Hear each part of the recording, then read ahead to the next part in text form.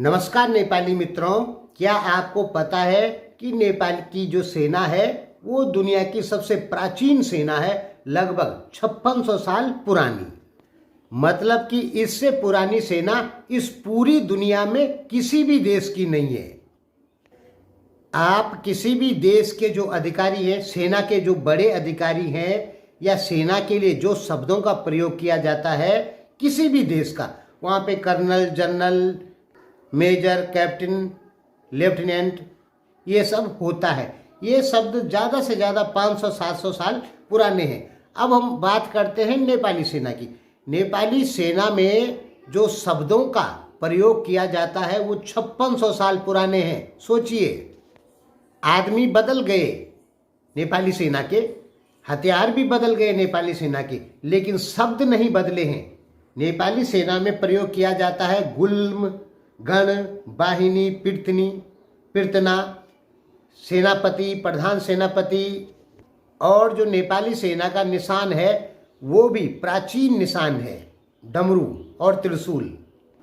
किसी भी देश का आदमी यदि एक बार अच्छे से सर्च करेगा तो वो सीधे बताएगा कि इस दुनिया में सबसे प्राचीन सेना नेपाल की है, क्योंकि इसमें शब्द ही सबसे प्राचीन है।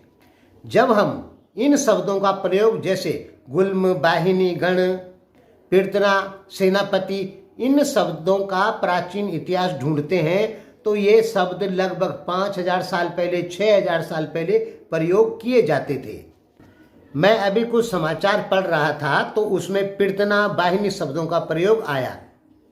तब मैंने सोचा आपको भी बता दूं कि जो आपकी सेना में शब्दों का प्रयोग किया जाता है ये शब्द सबसे प्राचीन है, लगभग 5000 साल से भी पहले। इतना पुराना इस दुनिया में किसी भी सेना में शब्द नहीं है।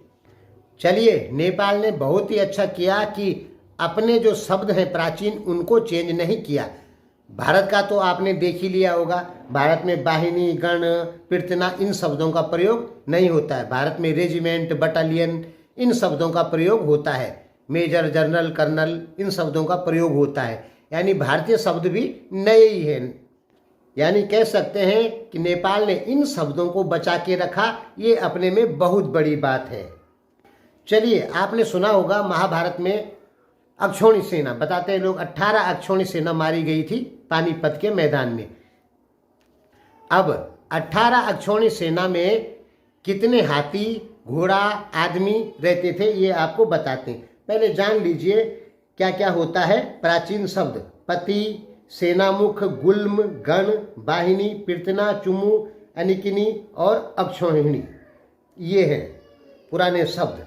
यानी 3 पत्ती का एक गुल्म होगा, ठीक है।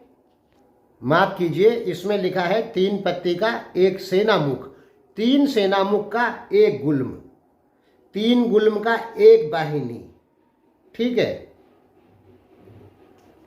आप इस चार्ट को देख सकते हैं। तो एक अक्षौणी सेना कितनी हुई पहले ये जान लीजिए, ठीक है। एक अक्षौणी सेना में हाथी आते हैं 21,870। बाप रे, बहुत ज़्यादा हाथी हैं एक अक्षौणी सेना में। 21,870 हाथी, 21,870 रथ, 65,610 घुड़सवार, 10,93,000, माफ कीजिए 1,09,350 पैदल सिपाही।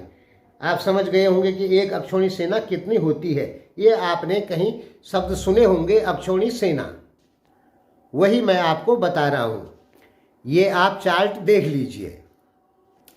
इस वीडियो को बनाने का कोई खास मकसद नहीं है, बस आप लोगों को केवल ये बताना चाहता हूँ कि नेपाली सेना दुनिया में सबसे प्राचीन सेना है। इसके शब्दों से पता लगता है कि इसमें इतने प्राचीन शब्दों का इस्तेमाल हुआ है।